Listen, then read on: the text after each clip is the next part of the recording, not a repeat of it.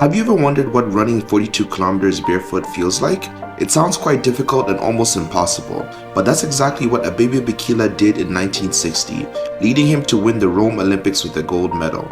This is a story of a man who had sports in his genes, an extraordinary athlete that wouldn't be stopped by anything, not shoes that didn't fit or not even paralysis. This is the legacy of the Ethiopian marathon runner, Abebe Bikila.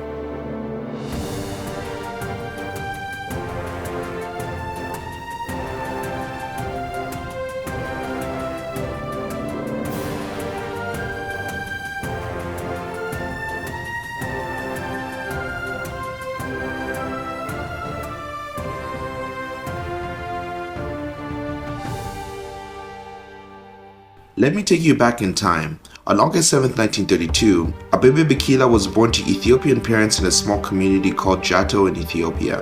Abebe had a rather solemn childhood because, following his parents' divorce, his mother remarried and they lived quietly on a farm. Perhaps Abebe was destined to be a long-distance runner because, as a young boy, he played long-distance hockey where the goalposts were kilometers apart, meaning he had to run all the way if he wanted to win. Moreover, the trajectory of his life soon changed completely when he joined his nation's military to serve in the Korean War in 1952. Around this time, he ran a distance of 20 kilometers every day. Oni Niskanen, a Swedish coach employed by the Ethiopian government to train the Imperial Guard, noticed him and began training him for the marathon. His coach trained him so well that in 1956, when Abebe competed in the Ethiopian Armed Forces Championship, he finished in second place. However, 4 years later, in 1960, Abebe participated in the Olympics that changed the history of African sports. Though many believe that Abebe's participation in the 1960 Olympics in Rome was by chance, British biographer Tim Judah explained Abebe's participation was a long-term planned operation. This makes so much sense because this is the event that his coach was training him for. Moreover, he had won his first marathon in July of 1960, which was just a month before his Olympic win. Subsequently, his coach enrolled him and another marathon runner called Abebe Wagira. This race was very unusual because it started late in the afternoon and finished at night, but that didn't stop Abebe Bikila from making his mark. Before the race, he bought brand new running shoes in Rome. They didn't fit well and they gave him blisters, so he decided to do what many would not consider: run barefoot.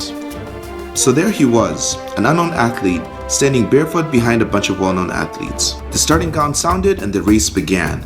During the race, Abebe was still at the rear of the lead pack. However, 25 kilometers into the race, he started to move away from the rest of the pack.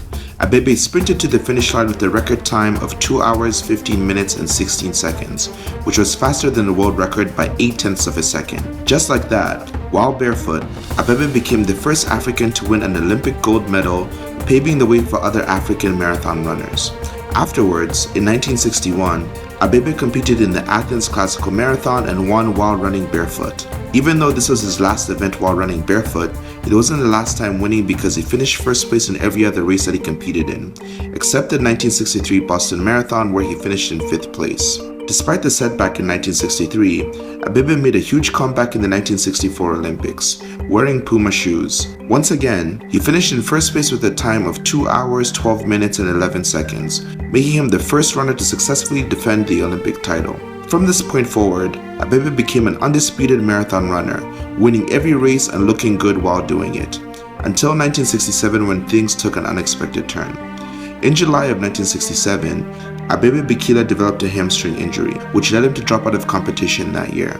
However, in 1968, he traveled to Germany for treatment of a circulatory ailment in his legs, and was able to return in time to join the Ethiopian Olympic team training in Asmara. In a bid to win his 3rd consecutive gold medal, Abebe entered the Olympics of that year.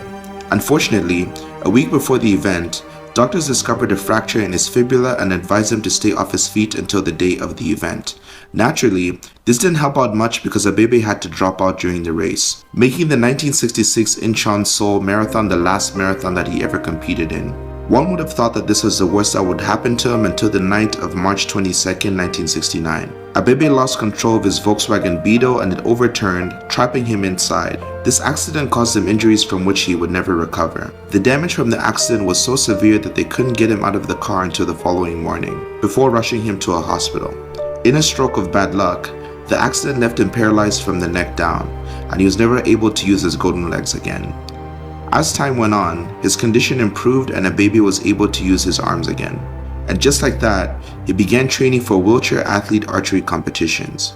On October 25th of 1973, at the age of 41, Abebe Bikila died of a cerebral hemorrhage, a complication that he had developed from his accident 4 years earlier. Although the circumstances surrounding his death are quite sad and painful, he remains a national hero who began and largely inspired an African prominence in the long-distance running. Since his death, the country has built various monuments in his honor. The Abebe Bikila Stadium in Ethiopia was named after him. In late 1972, the American Community School of Addis Ababa also dedicated its gymnasium, which included facilities for disabled people.